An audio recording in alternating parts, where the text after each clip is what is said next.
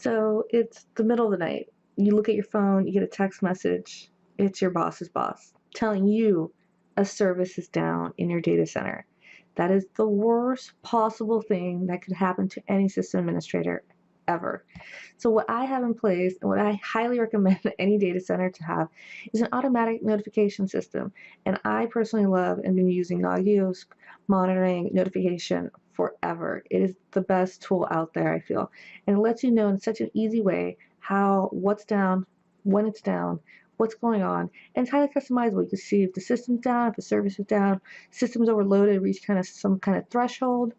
If the system is running out of disk space, there's tons of customizable features of when you might get paged or who gets paged and what time of day.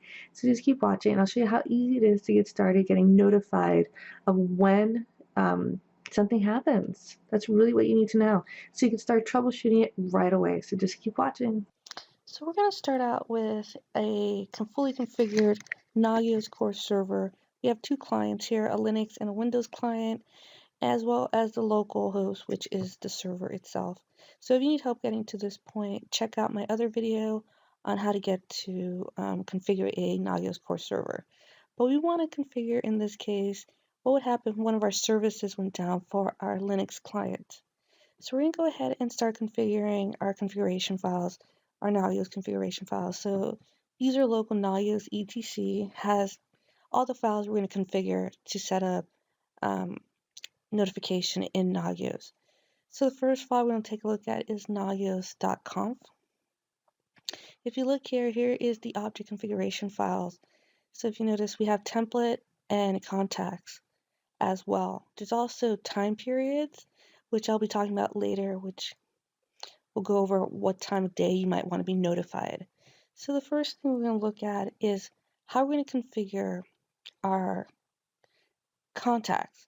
But let's take a look at our template first. So taking a look at a template, it's going to show us what configuration files are genetically there, the genetic contacts. So that's really most useful. So we're going to take a look at VI contacts. And if we scroll down, we're going to take a look at what's already here. Now there's going to be the default admin contact, which we configured when you first set up the server. So when we first did that, we went in here and set up an email address, your email at domain.local.com. And this is what was the default contact that was there. Now we want to customize this. So we're going to add some additional contacts. The great thing about this is that it's very customizable. So there's many arguments you could be able to customize when you define a contact. So we're going to define contact. We're going to give it a contact name. It's kind of like an alias. It's like a shorter name. So J Smith. I usually go by first initial last name, but you can use any nickname you want. Then there's generic contacts. Now this is what's located in the templates.conf file, and we'll look at that in a second. There's alias, which I usually use the full name, John Smith, and an email address. Now, email address could be your email address or an email address to a pager, which is a very powerful thing you can do now. It makes paging cell phones extremely, extremely easy. You could also specify the pager field, which again could be just an email address to a pager number. So if you don't mind getting paged, there is, texting fees apply. Then you go ahead and specify that here, or if you just want an email address, you can just put email address, or you could put both. So once you do that, we're going to specify another contact really quickly, just so we go through and show contacts groups in a second. Next, let's quickly set up a second contact, M. Jones. Now again, the generic contacts is located in the templates file, templates.conf file, and it has a bunch of pre-configured settings that you can either specify here, and if you don't, it'll just pull this default generic settings from that file. So here we could take a look at some of the possible settings. So under J Smith, I added a bunch of settings that normally would have been pulled from generic contacts. So service notification period 24/7, that's exactly what it sounds like. And there's a time period.conf file that will have a bunch of pre-configured time periods. So if you want just workday, weekend, workday excluding holidays, you can go ahead and specify that as your time period. So there's service and host notification options, which will which letting you know when it should contact you. If the service is unreachable, if it's critical, if it's down, if it's flopping between start and stop. So depending on how you want to be notified, you can go ahead and specify that here, and the S is to send notification, and then service and host notification commands. So you're letting it know how to send it via email in both cases. So this is a great option if you want to customize like what time of day you want to be notified, if you don't want to be bothered in the middle of the night, if you want to go to your cell phone or an email address, you can specify all that here.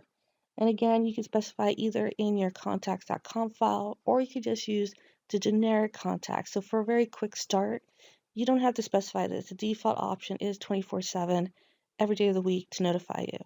So you can go ahead and use generic contacts for quick start. But if you want to customize it even more, this is how you would do it right here, which is a very powerful thing. So if you have like a rotating shift, you go ahead and change it up here, and then just be notified whenever that your turn in your shift to be notified to be on call comes up. So here is the template.conf file. This is located in the same folder as contacts.conf. So here you see the name, it's generic contacts. So you take a look at the default behavior. You can change this if you want. You could add a different generic contact with a different name, and you can use that as your default setting options. So once you do that and everything in the contact is configured, let's go ahead and check your configuration. Now, if you notice here, it shows you have now 3 contacts. So the M. Jones and J. Smith have been added. Next, let's go ahead and look at contacts again. And this time we want to add a group. Okay, so we go down to the group section below. So if you notice, there's one group already created called admins. But let's create a new group. Let's say you have a Linux group and a Windows group, so different admin groups. So let's say you want to create a Linux group where only when Linux systems are down, these are the system administrators that will be notified of any possible issues. So we're going to go ahead and define contact group. You can give it a contact group name.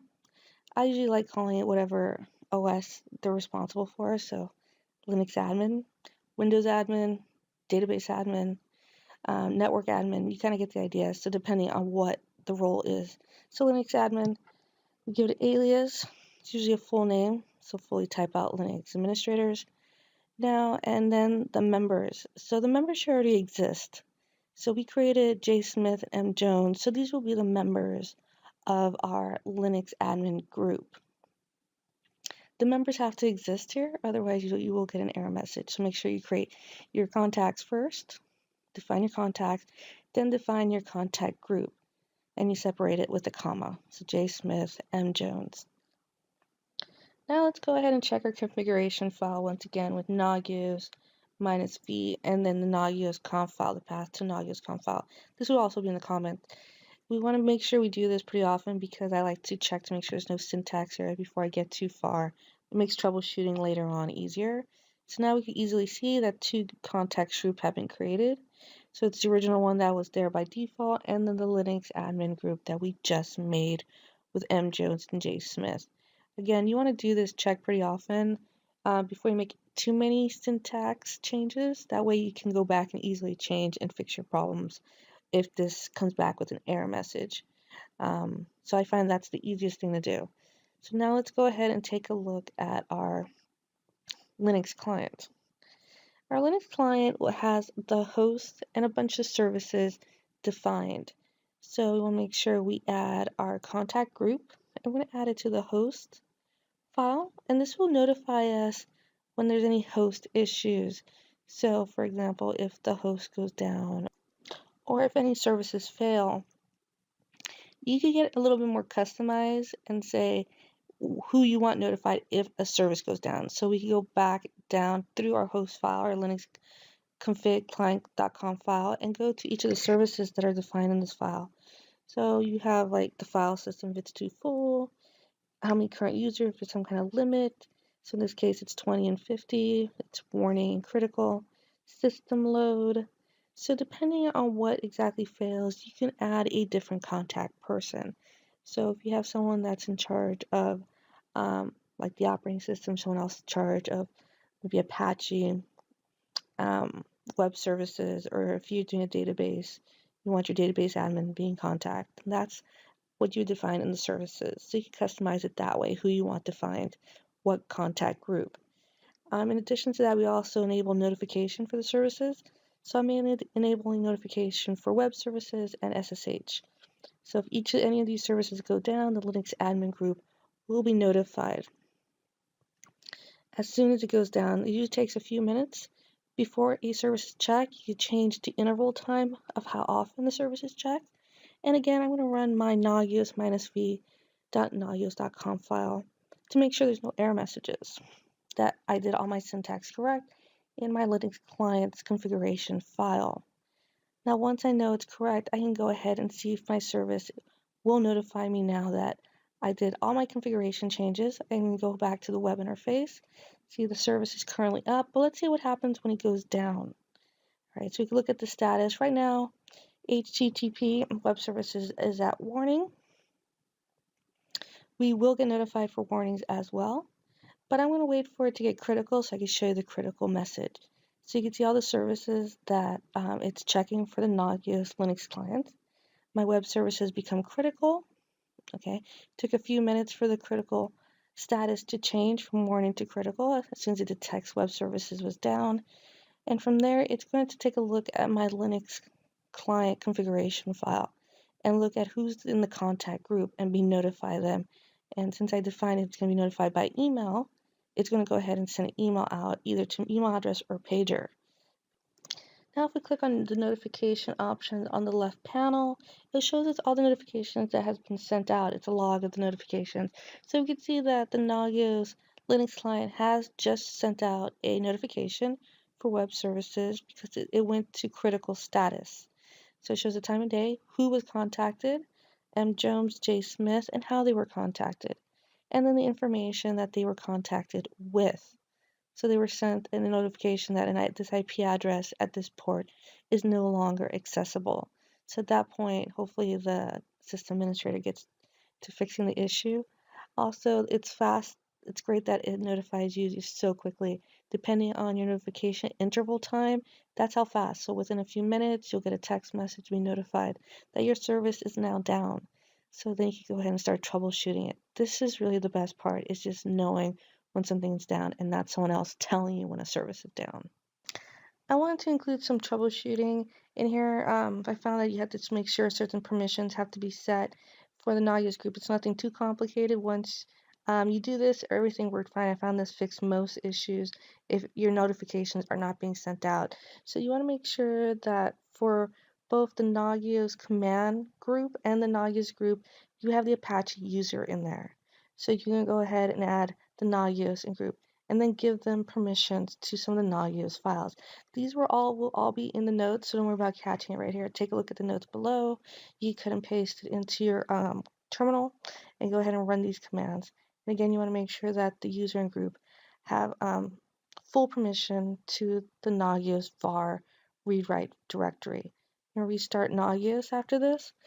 We want to also double check to make sure that Apache is also in the Nagios group. Want to make sure that's there. So it has, again, the right permissions to be able to send notifications. And the last part is to disable SELinux. So you want to go ahead and do the set and force 0 for the current session. And then for restarts, you want to modify etc sysconfig SELinux. And I usually change it to permission. That way it does log everything. So, and then go ahead and restart Nagios again. And this should have you guys ready to start setting out those notifications. Thanks for watching, guys. I hope this is helpful. Definitely set up a notification system in your data center. Highly, highly recommended for any data center to get notified as soon as possible when there's an issue. And if you want to use it for free, there's Nagios XI, which is paid for, and Nagios Core, which is free. So my example is for Nagios Core, which is a completely free product. And maybe later on, I'll do a video on Nagios XI notification, which is even easier and simpler to set up. So just keep watching for my upcoming videos and subscribe to get updates.